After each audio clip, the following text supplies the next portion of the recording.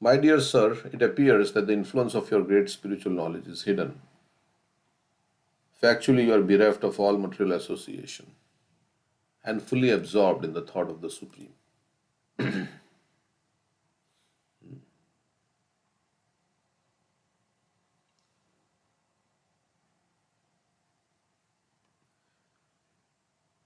So, Jada had practically no association, either spiritual or material, because he was by himself and he was always thinking of Krishna. Consequently, or unlimitedly advanced in spiritual knowledge. Please tell me why you are wandering around like a dullard. So finally, Rahugana recognizes him and says, "You are very advanced. Why are you behaving like a dull person? O great saintly person, you have spoken words approved by yogic process, but it is not possible for us to understand what you have said.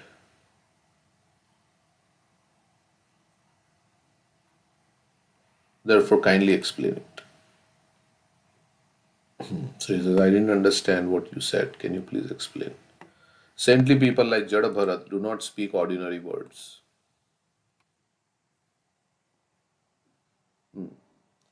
Whatever they say is approved by great yogis and those advanced in spiritual life. So they don't speak Prajalpa and they're not interested in this world. So they don't speak ordinary words. Of the ordinary material world, they talk about the extraordinary spiritual world. That is the difference between ordinary people and saintly people. The listener must also be advanced to understand the words of such exalted spiritually advanced people as Jada Bharat. The speaker and listener both have to be qualified for the transmission of knowledge to happen. If the teacher is very qualified but the student is not able to understand or grasp or is no interest, then it doesn't happen the transmission, and vice versa also. Student wants to learn but the teacher is not giving the you know right understanding. Then Bhagavad Gita was spoken to Arjun, not to others, because Arjun was a very intelligent person. Lord Krishna, but of course, it's not like you have to be very intelligent. You have to be learned to understand this. This knowledge is revealed in the heart also. So one who has implicit faith in the Supreme Lord and the pure devotee, then all the knowledge is revealed in the heart. That the purport is revealed, means the essence of that knowledge is revealed in the heart. And the essence of knowledge is to engage in devotional service, basically. Man mana bhava mad bhakto madhyachi mam namaskuru. So one may not have know so many slokas or may not have any academic or spiritual degrees like Bhakti Shastri, but they know the essence of the everything and they are dedicated to serving Krishna. They are surrendered to Krishna like that. So, but Arjuna was also very intelligent. He's asking many different questions. For the devotee, all the intelligence Krishna provides on how to go back to Him. For the sincere devotee, those who are engaged in His service, Krishna says, as we chant Hare Krishna also, all the inspiration will come from within. Krishna is there in our heart and He will inspire us how to make the best use of this human life and go back home, back to God. So Krishna will inspire us and give us intelligence. Even without reading any books, if you chant Hare Krishna, they say you will get knowledge. So, but of course, we read the books also. So, Bhagavad Gita was spoken to Arjun, not to others. Lord Krishna especially selected Arjun for instruction in spiritual knowledge because Arjun happened to be a great devotee and confidential friend. Sa eva mayati adya yoga prokta puratana bhakto si me sakha cheti rahasyam etaduttamam. Krishna is saying, I am speaking that ancient science which I spoke to Sun God Vivashwan, to you, because you are my devotee and you are my friend. Bhakto si me sakha cheti. And that's why you can understand this knowledge, which is like a rahasya, which is secret. So many, it's like, to understand and to actually apply it and to take it deep inside the heart requires, non-enviousness and like that. Then you will understand this knowledge. Non-enviousness of Krishna's position as God. So another ninth chapter also Krishna says, right, that this knowledge is understood by those who are non-envious in heart. In the Bhagavatam also it says, right? What is a verse in the ninth chapter which says this knowledge is your non-envious, anasuya way. How does it start? Yeah, you're non-envious in heart. That's why I'm revealing this knowledge to you.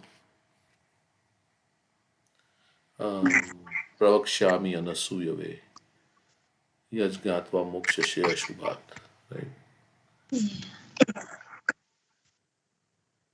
What is the so non-envious of Krishna? You see, go to ninth chapter.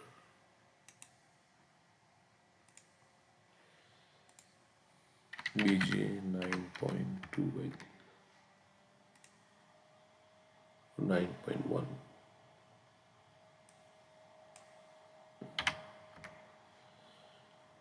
Idam te idam tu te guhyatamam pravakshyami. Guhyatamam. What is the meaning of guhyatamam? Means what?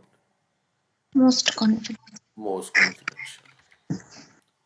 Idam te tu te guhyatamam pravakshyami anusuyave jnanam vijnana sahitam yajgyatva mokshashe shubhat. The Supreme Personality of Godhead said, my dear Arjun, because you are never envious of me. So we are not to be envious of God, right? How can we be envious of God? We should love God rather than be envious of Him. Because He is doing so much for me. And so I should be loving God, not be envious of God. Not try to take His position or, of course, God wants to give you a high position, but don't try to be envious of God. Means serve God. Don't compete with God. Like Giriraj Maharaj had written in his bathroom, right? I'm God, something like that. Prabhupada says, why should God Help his competitor. help his own competition, right? So, of course, Krishna wants us to be more than himself. Means he wants us to. So, God is doing so much for us, right? God is so much. He cares for us. So, why should we be envious of a person who cares for us? That's very bad. I shall impart to you this most confidential knowledge and realization, knowing which you shall be relieved of the miseries of material existence. So he's a friend. Arjuna is a friend and he's a well wisher. Friend is a well wisher, not envious. Yesterday we were talking about envy. Envy means somebody who cannot tolerate the success of another person. So that is how envy, this material world is characterized by envy. There is a lecture by Prabhupada like that. Envy, jealousy, like that. Bhagavad Gita was spoken to Arjun, not to others. Lord Krishna especially selected Arjuna for spiritual for instruction in spiritual knowledge, because Arjun happened to be a great devotee and confidential friend. Such similarly great personalities also speak to the advanced, not to Shudras, Vaishyas, women, or unintelligent men. Sometimes it is very risky to give great philosophical instructions to ordinary people. But Sri Chaitanya Mahaprabhu, for the benefit of the fallen souls of Kali Yuga, has given us a very nice instrument, the chanting of the Hare Krishna mantra. The general mass of people, although Shudras and less, can be purified by chanting this Hare Krishna mantra. Then they can understand the exalted philosophical statements of Bhagavad Gita and Srimad Bhagavatam. So chanting Hare Krishna helps us understand the spiritual knowledge. Like the knowledge is there, but the knowledge is digested when we chant Hare Krishna. So both have to be go hand in hand. Our Krishna consciousness movement has therefore adopted the chanting of Hare Krishna Mahamantra for the general masses. Because also general mass of people are not interested in philosophy. They're more interested in like we see at prasadam time, a lot of people come in our temple. They are not interested so much in discussion in the class in the beginning at least. Then slowly they start coming, but they're not so interested in hearing the philosophy. Slowly, as time moves on and prasadam time comes, then there's a whole big crowd. So that's good. Also, it is taking prasadam.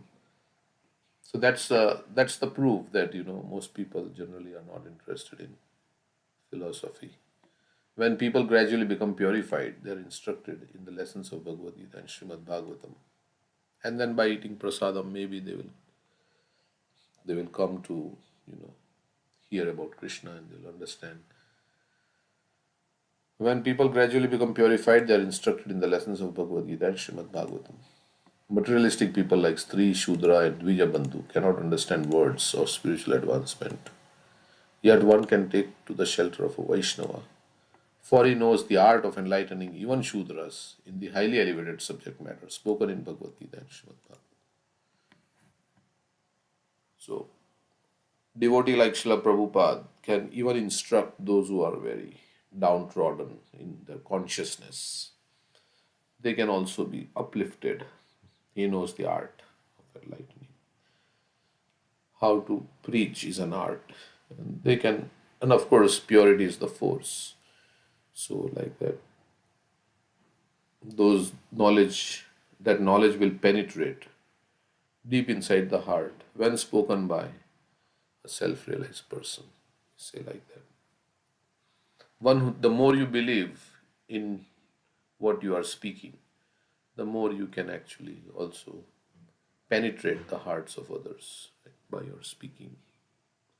So Prabhupada was completely convinced about this, that this is what it is.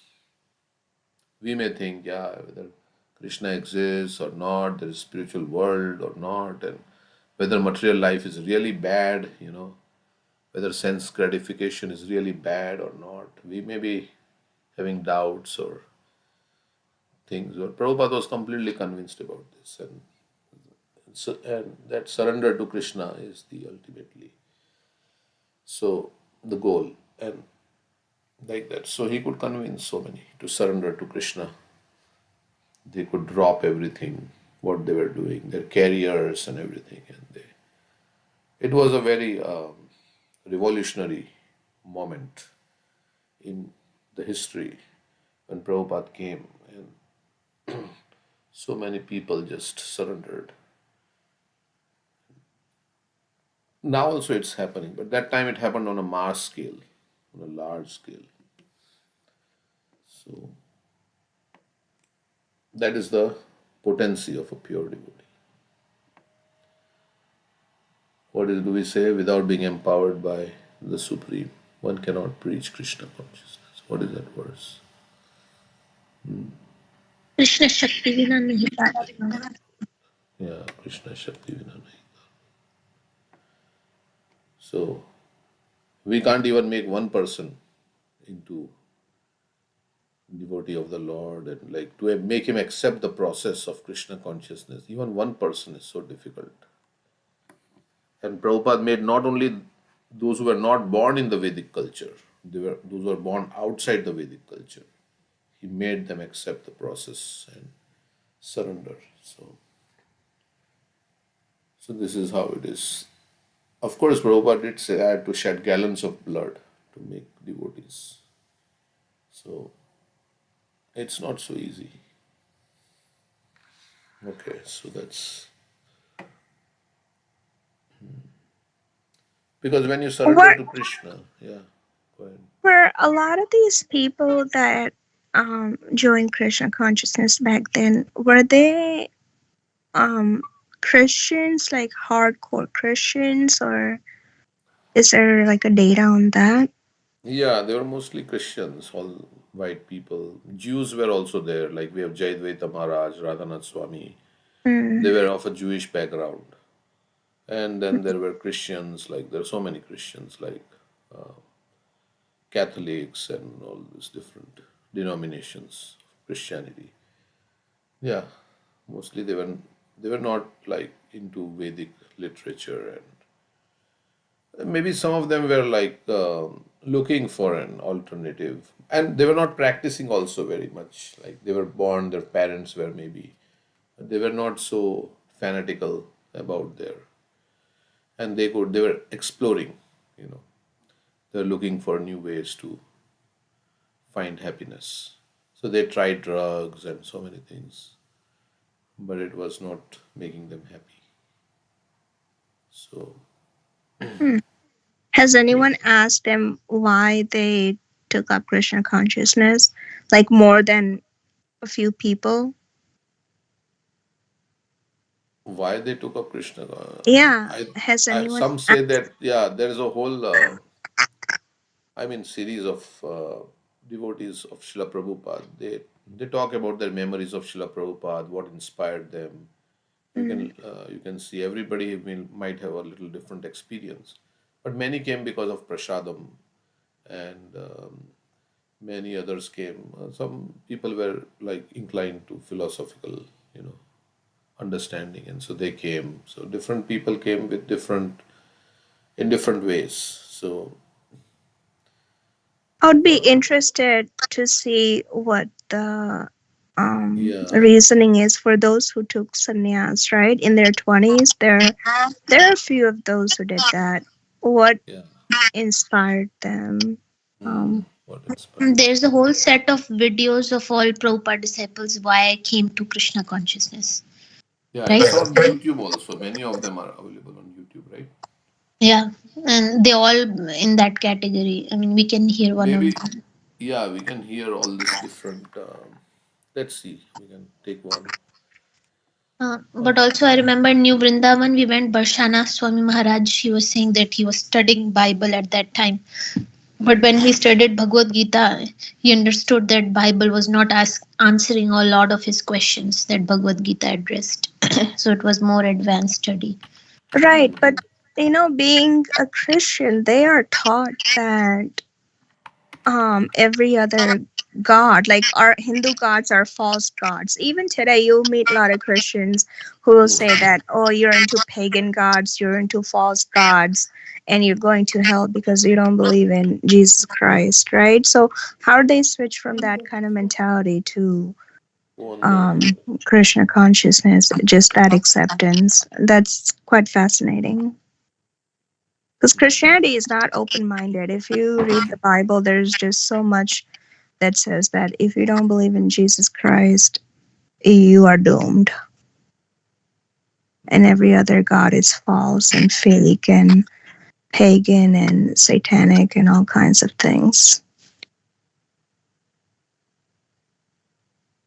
I guess, I mean, once they met their devotees and they saw the culture, it's much more nicer than, the Bible, church, prasadam. Once I went to a church and they don't offer anything, just like a little wafer at the end. Like while us, we have a whole bunch. So these things attract them, as we said. Prasad attracted them. Kirtan attracted them.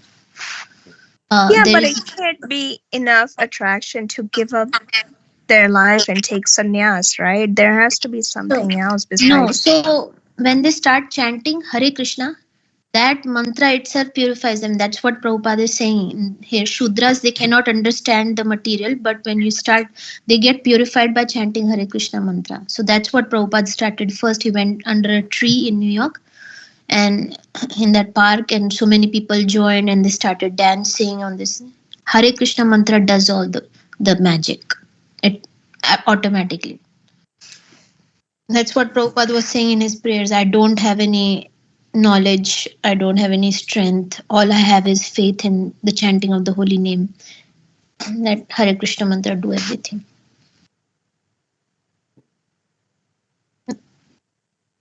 And I think different aspects attracts different devotees also. That some of the I read that some of that is thinking that um why they are chanting and they'll always be happy. If those who are following the like Christianity or any other religion, not everybody is like happy all the time. But those who are chanting, they seems always happy. And I mean, if you read that, there something get attracted towards Srila Prabhupada, that how Srila Prabhupada serve everybody, and he's so quiet. I mean, so he has so love for everyone. So there's something which got attracted about Srila Prabhupada, and they try to know more about this. Attending the lectures and coming to the program and ask the questions if you have any doubts, so that's how they clear up their doubts. And if I'm not wrong, I haven't read Bible, but um, Jesus Christ is always called is not as a God. He's called as a Son of God, right? No, But no, in Bhagavad Gita, there are two schools of thought. There are some who believe he was son of God, and there are some who believe that he was God himself. It varies between different sects of Christianity. okay, I didn't know Yeah. that. I want to add something.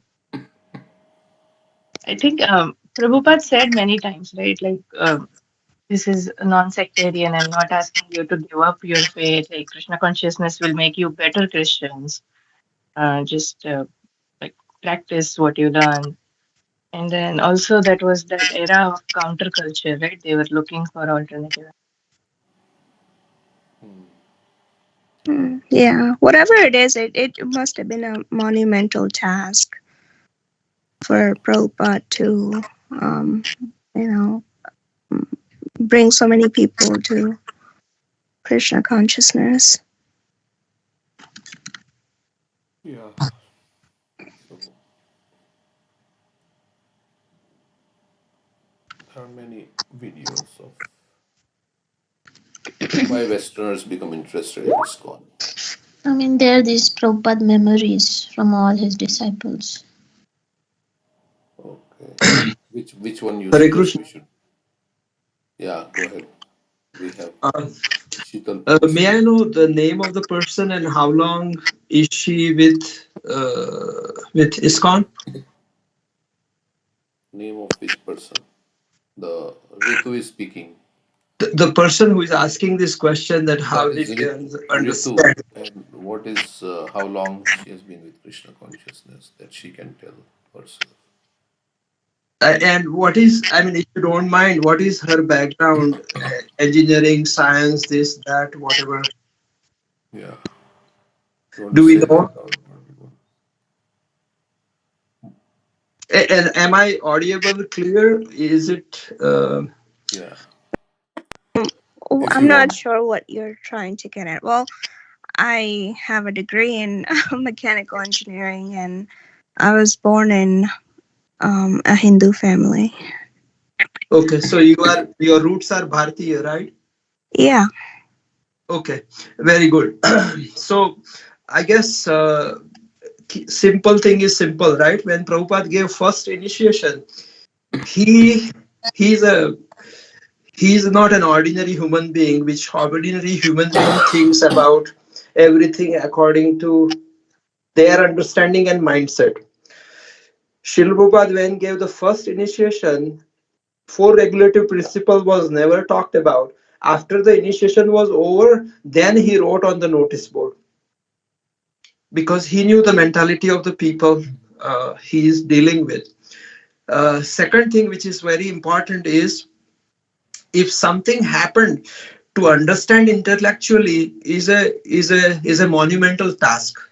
One should never attempt that, because you are trying to comprehend unlimited into a finite mind, which is never going to be. It's a forever catch 22. So this should not be ever attempted. And uh, there is there is another thing which is very important, which is person may be absolutely illiterate, right? Other extreme of what you are, or many in the group. But at the end of the day, you eat every day and you get satisfied. If you go to a superior restaurant, you will be satisfied more and you will stay there. That's exactly logically, or whatever you call it, when truth visits you. You may be dumb, you may be whatever, you will understand that this is truth. And that was the power of Srila Prabhupada. His truth was, I mean, people try to murder him also, but they got the truth of theirs at that time. You should watch Abhay Charan actually. Srila Bhakti Charu Swami did a very wonderful effort. You should watch that thing and give rest to the logical mind. 2 plus 2 is 4 in mathematics. In spiritual science, it's something way beyond anybody can even comprehend or imagine. And so spirituality needs a questioning in a very, very different kind. And that's what Bhagwan Shri Krishna, he says that Arjuna's qualification was he was Bhaktoshi. He was not an ordinary Bhakta. He was a loving, tremendously loving exchange Bhakta. And that's why he received that wonderful knowledge in a restriking the disciplic succession. So when our logical mind is in charge, there is least amount of hope. Because this paradigm is completely different. The logic of this world will never fit in this understanding. It's as simple as that. If you eat, I think this question was asked when I was in Pune to Jadvet Maharaj. And Jadvet Maharaj, in case you know him, he has a very different temperament than other ISKCON or Srila Prabhupada disciple, other ISKCON gurus and all that. One wonderful intellectual person, probably from IIT or institute like that, who thinks them they are out of world or whatever, he asked that question that that Guruji, can you please answer me, how does satisfaction happens after eating? His answer was very straightforward. There is no need to going around, beat around the bush. The true answers are very concise. There is no need to convince anybody. He said, just take it and eat it. You will know yourself. 3 things will happen. Your body will be nourished. First, you will get a satisfaction, and you would like to continue that further. Matter ends there. There is no need to waste time. And as Mataji was mentioning, purification, this process, that process, experience is way beyond any explanation or any discussion, which is, in my opinion, it is most of the time useless of time. And one ego clashing with other ego, just stay away from there and just try for a few hours in a day, few days, few weeks, and your life will change. Forget others' example. You need to drive your own, pilot your own plane. Matter ends there. And if that is the attitude, then there is some hope. Otherwise, people will wander forever. So I think this is I am telling this every moment to myself. Just whatever he says, doesn't matter. What your relation to Lord is more important, what your relation to Guru is more important, what your appreciation to Srila Prabhupada is more important. Do we really read Srila Prabhupada books in an as it is form? No. We adulterate them so much that we even don't know what is called reading. When you read something, you are actually submitting that you are less qualified than an author. So you never adulterate their thought flow by entering even full stop and comma, which is unnecessary. Then only it is called obedient reading, and then only you will get the effect.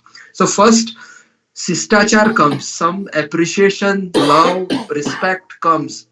Uh, Chit chatting and discussion is a waste of time. It should be minimal in life. Utilize that time for chanting and try to increase your chanting. You will see how in the world some very intellectual person, how in the world this touching coal will burn me. Those kind of intelligent people are too many in this world. So we just fold our hand and we have to tell them thankfully that if you really want to taste the poison or something, you will know and you will never do it in your life. But don't test to the extent that it will be your last chance. So spirituality, one another example I will give you is that what is spirituality and how that paradigm is very different from another. In Ramayana, you might have heard, since you are from Bharatiya descent, Sitaji and Ramji, when they left the palace and they went to a person named Guh. He was a tribal person. In his hermitage, actually, those tribal ladies were blessing my Sita. Can you believe that? It should be other way around, right? So-called logical mind and engineering mind and this logic and that logic. How a god was blessed by somebody who doesn't know, cannot do their signature or cannot even speak properly in Sanskrit. So just forget it. I mean, remembering Sanskrit slok and versing this and that and debating, those things are least important.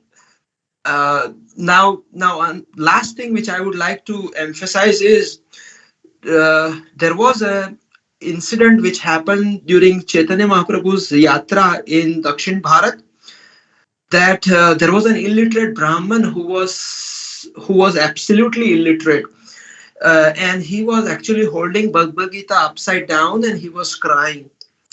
And there were scholars who were versing like left and right, this verse and that verse, and discussing this and that. Oh my God. Chaitanya Mahaprabhu did not go to him, but he went to the one who was crying and went and asked, "Why do you cry, my friend?" Uh, he said, "It. I'm not a literate person. I cannot read this Bhagavad Gita. But just looking at this picture, that my Lord has become a Sarthi of his devotee, that breaks my heart." And Mahaprabhu said that you have really understood the Gita without even reading it. And those idiots who were just chit-chatting and discussing, there is no hope for them. Now, the point I'm trying to make here is, do you really understand what is the meaning of word Sarthi? And let what me exactly? let me interject with saying that you're casting a lot of unnecessary judgment from a very simple question that I had out of curiosity.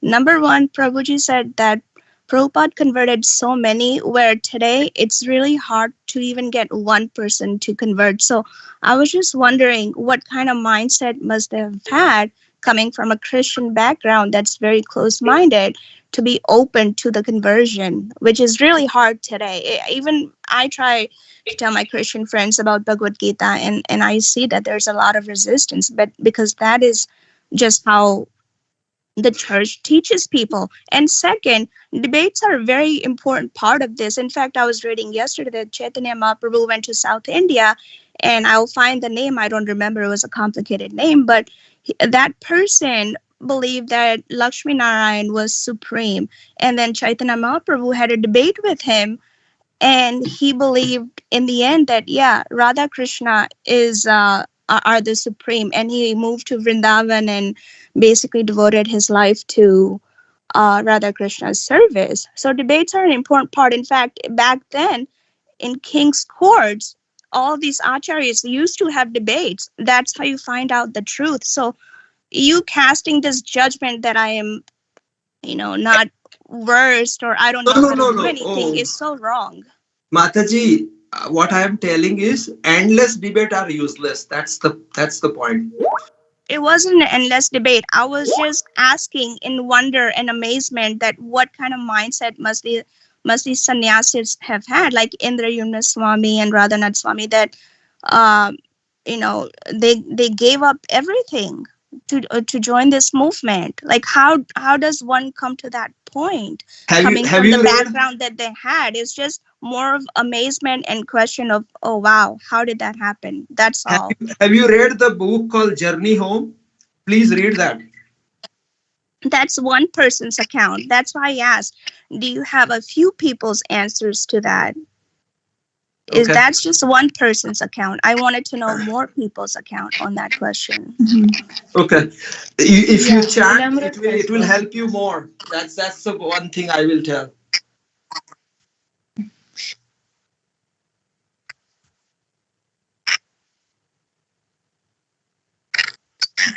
So I pasted the link to the YouTube channel Prabhupada Memories. These are all disciples, Western, mostly disciples of Prabhupada, speaking as to how they came to Krishna consciousness and what they liked in Prabhupada and Krishna consciousness. And we can hear one of them. I pasted Yamuna Devi's memory.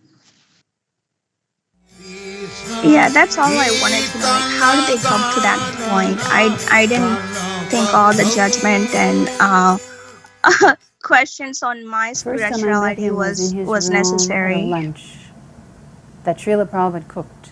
Now this time Srila Prabhupada was cooking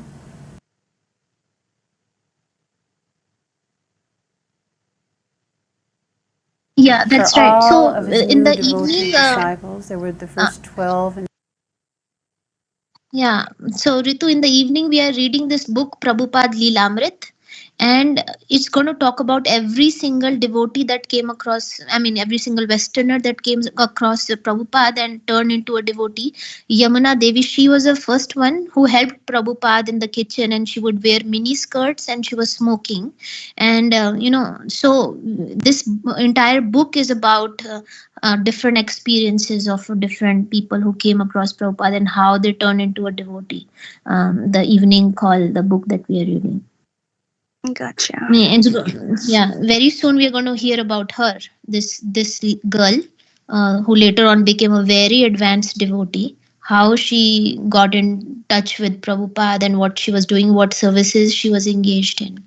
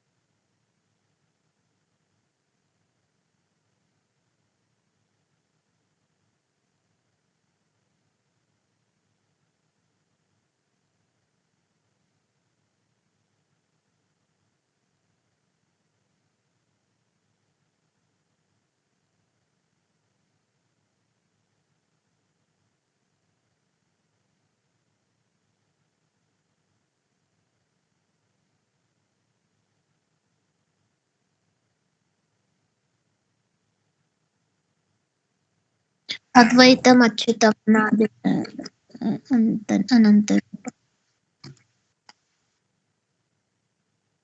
Adim Purusham Navayam Vidya.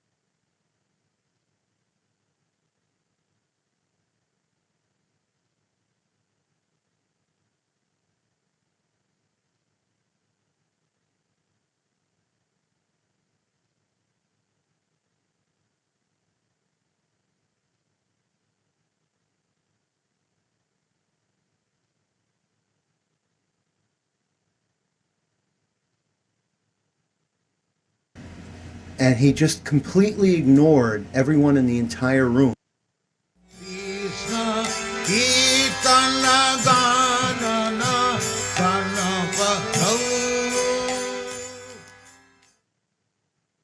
One of the things that struck me about Srila Prabhupada is that he was always very, very concerned about the welfare of all of his disciples. And that never struck me harder or deeper than in a particular pastime that I had with him in Bombay. I had cut my foot, and I came to the Guru Puja that morning, and there must have been 100 devotees there at the Guru Puja, and everyone was worshiping Prabhupada and offering incense. And the arti was going on, and he saw me come in, and he saw my foot, and he called me to the Vyasasana, and he moved forward, and he just completely ignored everyone in the entire room for that one moment. And he said to me, "What happened to your foot?" And I said, "Well, I cut myself." He said, "Are you all right? Is it very bad? Have you gone to the doctor? Do you need medicine? Do you need anything?" And I kept assuring him that everything was fine, that I had taken care of it. And then he said, "Remember, if you need anything, if you need any care, come and see me and I'll take care of it." So there was that deep care and affection that Srila Prabhupada displayed. Nothing was important to him as the care and welfare of his disciples. Prabhupada was always extremely humble.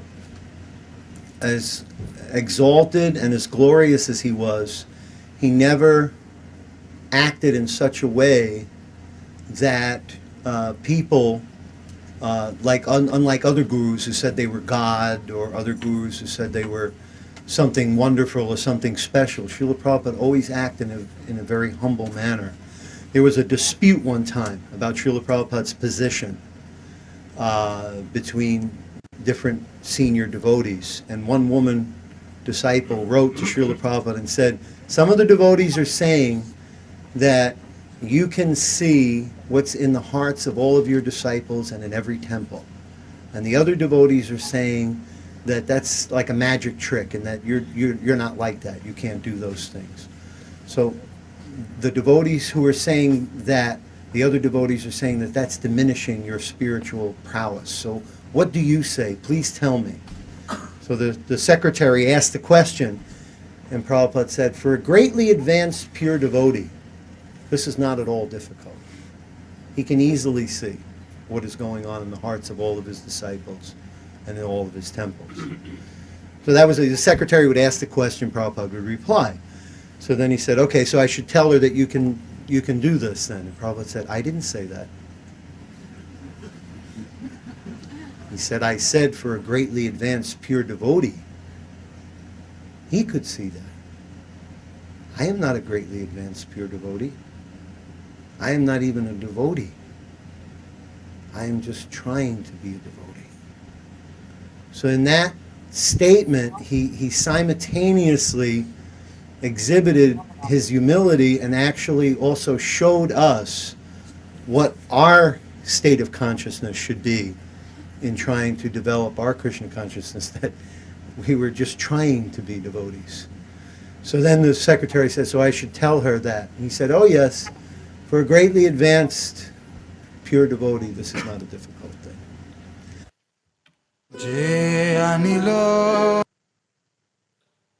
Okay, that was a different one than I wanted to play, but it was nice. So that care and concern kind of also touched people's heart. And yeah, so along with philosophy, there is affection, there is love, and all these things. So that's what holds, not just philosophy without, I mean, there is loving relationships between devotees, and that's what inspires somebody to stay in that society, in that circle.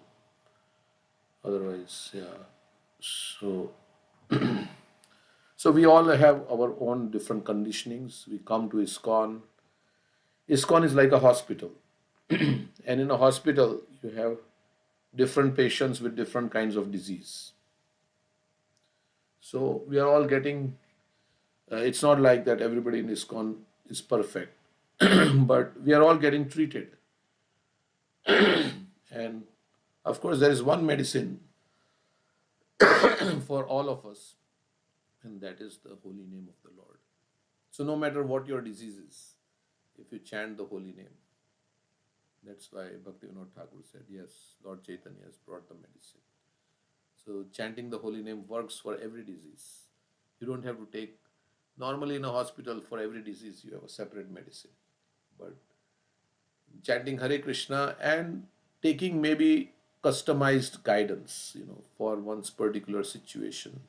Everybody's situation is different. So it's taking guidance from the advanced devotees for their particular situation. Of course, everybody will say you have to chant Hare Krishna along with everything.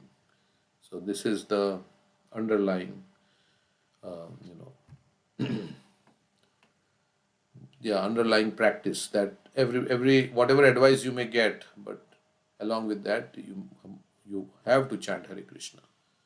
So in this way, yeah, Hare Krishna, Prabhu. go ahead. So I remember this, like this word conversion that we are using. Hmm. So I know Srila Prabhupada, I think he was okay even this. I think we are not converting, right? I mean, Christian can stay wherever they are, Muslim can stay wherever, but as long as their heart is transformed and they recognize there is a God, and then they get that tendency, I don't know, mood for serving the Lord. I think that's what we are here for, to remind them that is that the correct understanding, Prabhu? I mean, it's not really the conversion, but it's more of a transforming the heart. Correct. Yeah, it's like Charuta was saying that also, that yeah, he said you just follow your Christianity, but whenever he would meet Christians, he would say, "Thou shall not kill," and you're all Mm.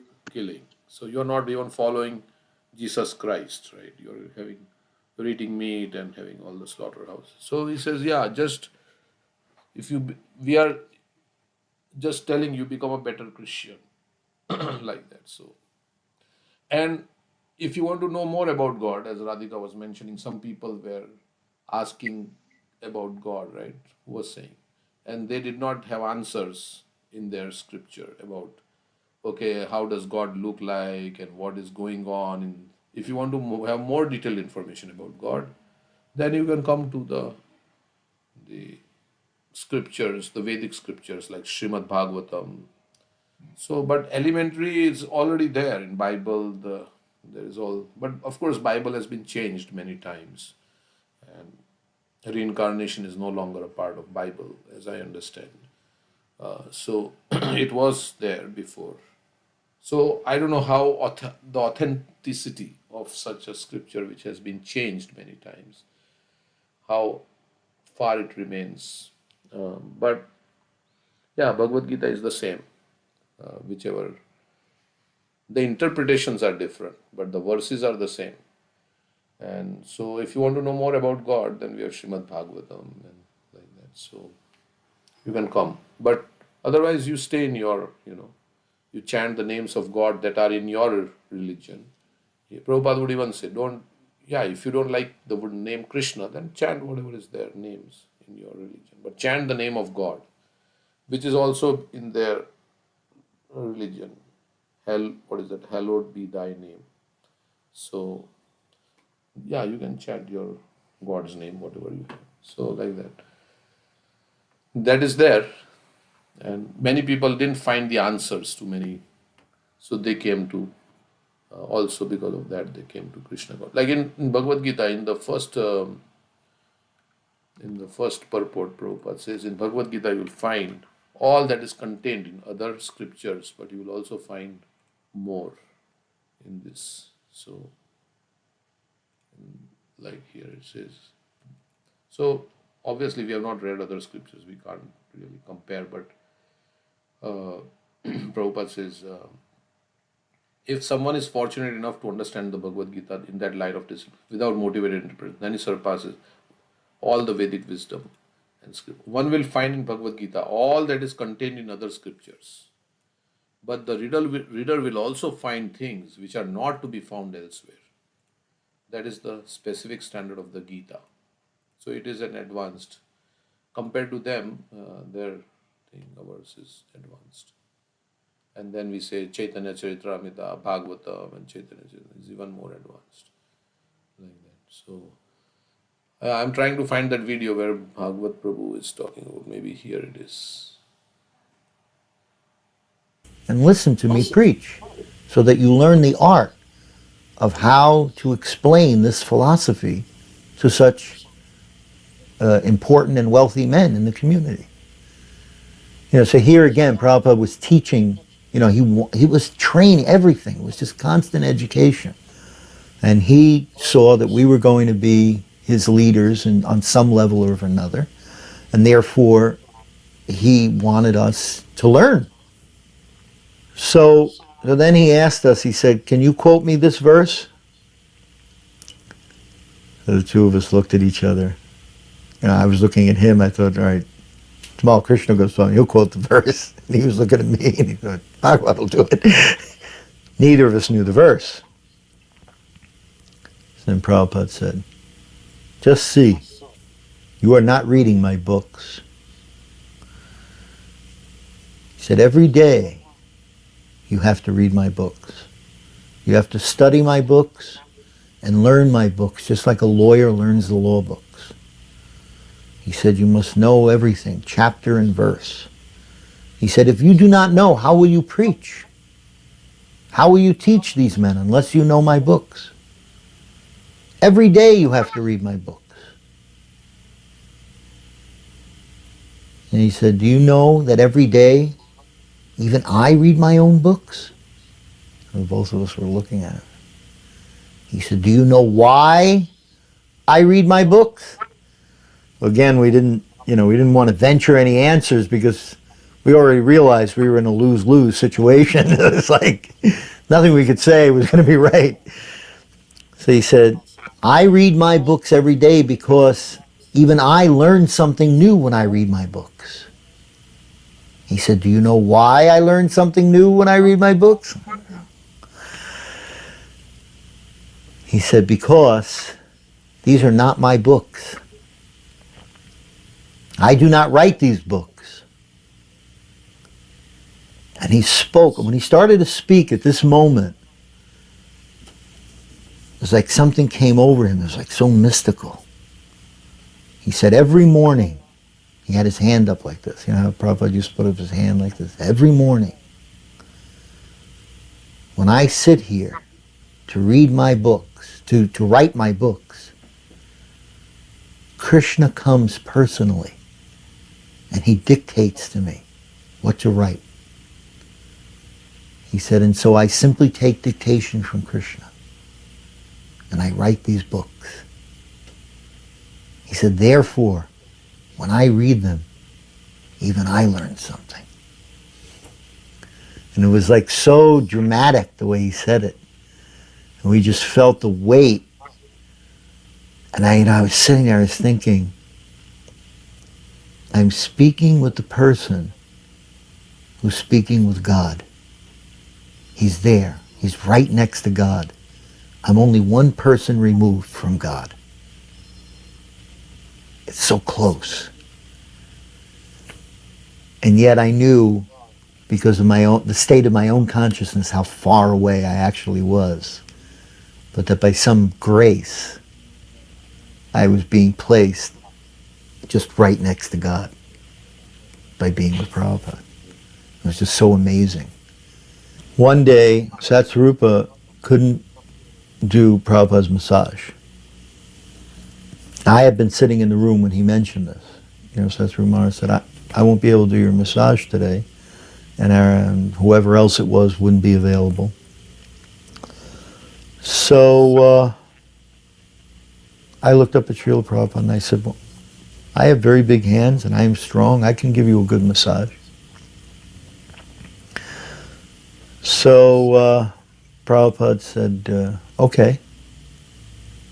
He said, you can do that. You give me a massage. So then I came up and I was massaging Srila Prabhupada.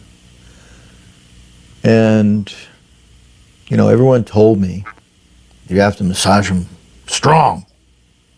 So I'm massaging him, I'm doing his head, and he said, in a very deep voice, which it shook me to the core of my being, "You are doing it too hard."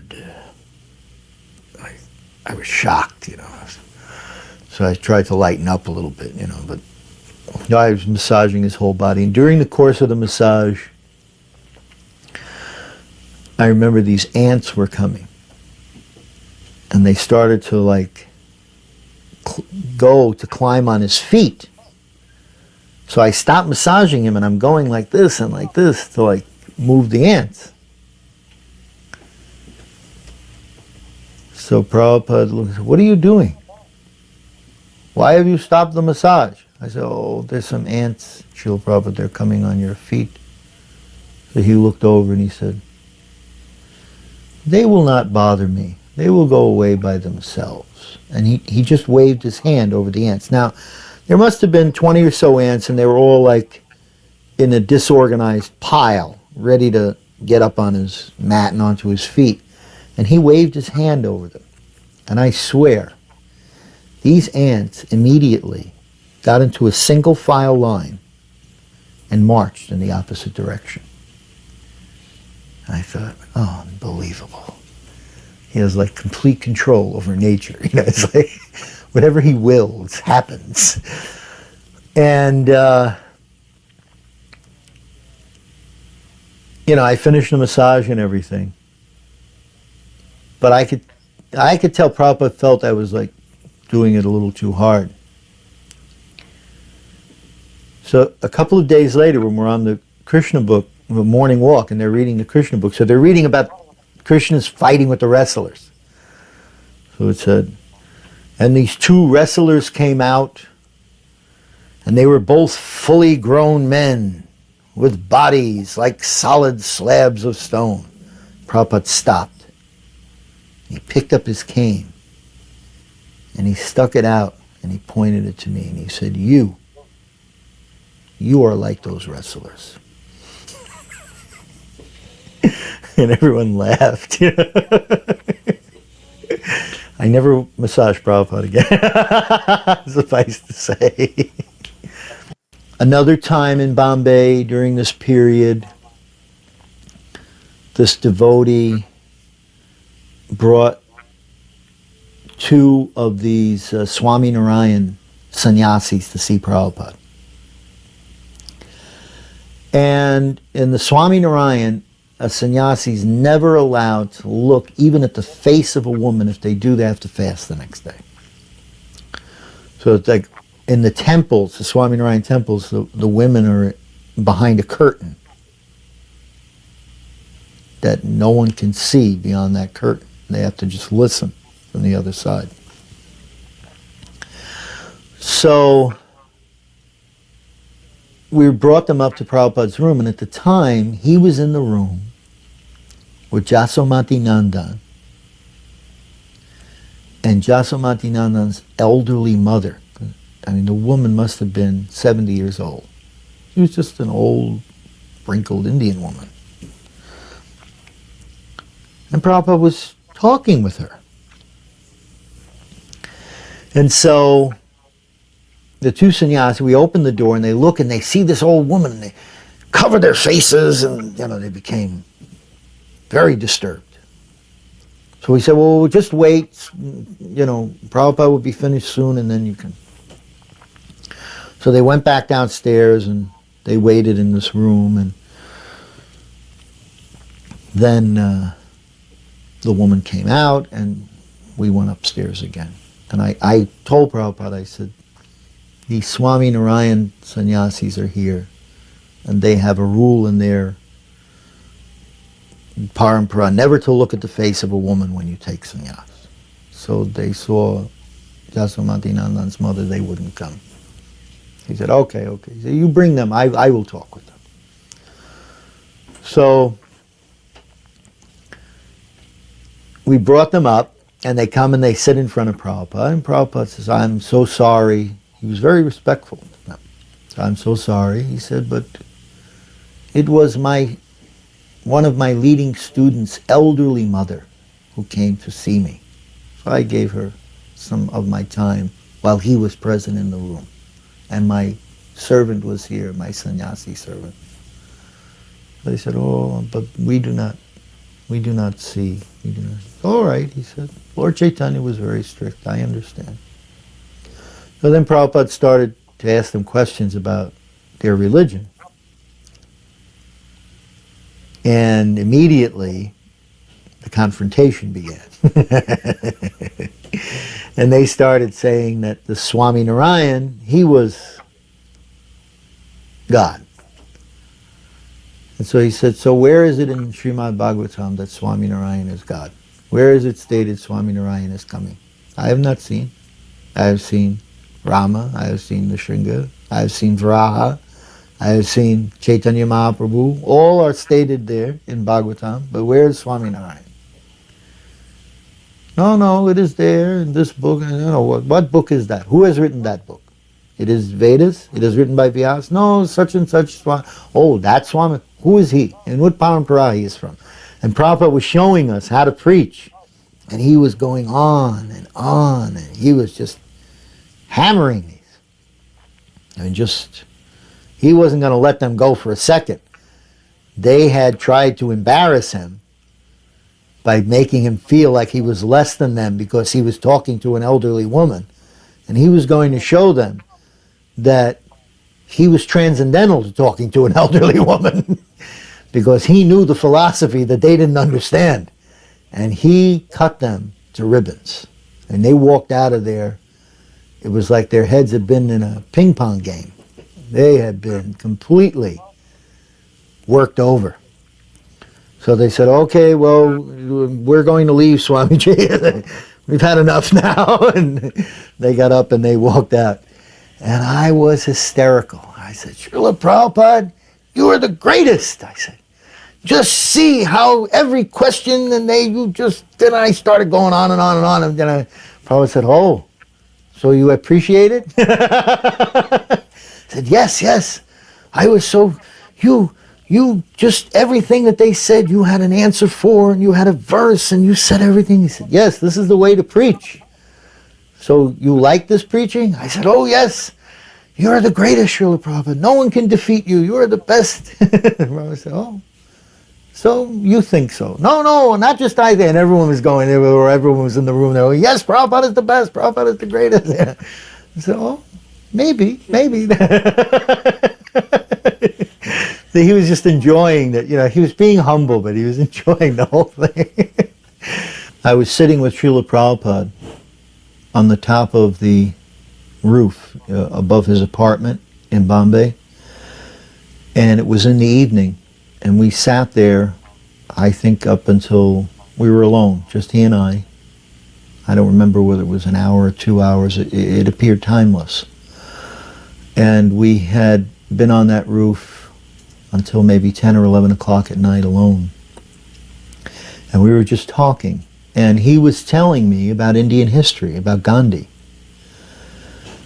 And he said that Gandhi had the proper plan for revitalizing India. And he started to explain. He said Gandhi never wanted big cities.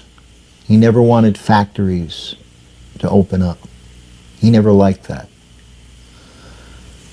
He said that Gandhi was concerned that people had the basic necessities of life in the villages. And that his plan was to first arrange for everyone to have food, clothing, education, good water supply, religious training, and some occupation, a craft, making cloth or jewelry or something of that nature. He said that these were the basic principles that Gandhi lived by. And he felt that if in every village the basic needs of the people were met through the simple self-sufficient principles, that then later on, if they wanted to develop some factories here and there, that could be done. He said, but Sardar Patel and Nehru, they betrayed him. That was his opinion, that was his vision of it. He said they saw that India's future was through factories. That they would bring in all these factories and things of that nature and create jobs for everyone. He said, now look what has happened. So all these young men have left their landed property. They are not growing food anymore. They have come to the cities. They are living in shanty towns. They are living in squalor, working in the factory for only a few rupees, not making enough money even for a living. He said they've spoiled everything. Then he started to lament. He was lamenting. He said, India's become spoiled by all of this Western civilization. He said, Gandhi wanted simple life. He said, that is the real way. He said, just self-sufficient life. He said, Chittaranjan Das, he also wanted. And then he became like, I never seen him like this. And he said, I loved Gandhi. I loved Chittaranjan Das. They wanted to save India. He said, but it was all spoiled by these politicians. And then the next morning, we were on the morning walk. And we were walking down the beach. And I was on one side of Srila Prabhupada. And usually when some people would come to enter into the march down the beach, Prabhupada would turn to them as a respect and he would bow and offer his respect like this, like that. Prabhupada was always the gentleman, the perfect gentleman. And so when we seemed to be walking an extraordinarily long distance. I mean, he never usually walked this far down the beach. And at a certain point, I saw him finally go like this. Now, I was on this side of him, and he had turned this way and went like this. And so I turned to look to see who was coming, and there was nobody. But in the distance, there was the statue of Gandhi with his stick standing there. Prabhupada had walked this entire distance to get down there to offer some respect to this statue of Gandhi. At least as I had perceived, because there was nobody there. And he had turned to go like this. And everyone was looking to see what he was doing. Now, nobody else had been with me the night before, so it dawned on me why he had done what he did. I knew why. Nobody else knew. So then we turned around and we walked back and some other people came. And by divine arrangement, someone started talking about Gandhi. And Prabhupada turns to him and he said, what is this idea of Gandhi? This is all nonsense. Gandhi is this and that. And then he on and on and on. And then he turned and he looked at me and he smiled. And I thought, this is a little secret that he had shared with me. I felt so honored. But at the same time, he's letting me know, you have to know what to say and when to say it and how to say it in order to preach this philosophy. And so he was letting me know that. He was showing me that. Because he knew that I knew what was going on when he did what he did that morning and from the night before. But he wanted me to also be aware how to preach. We had the first African disciples at that time. There was 3 or 4 of them living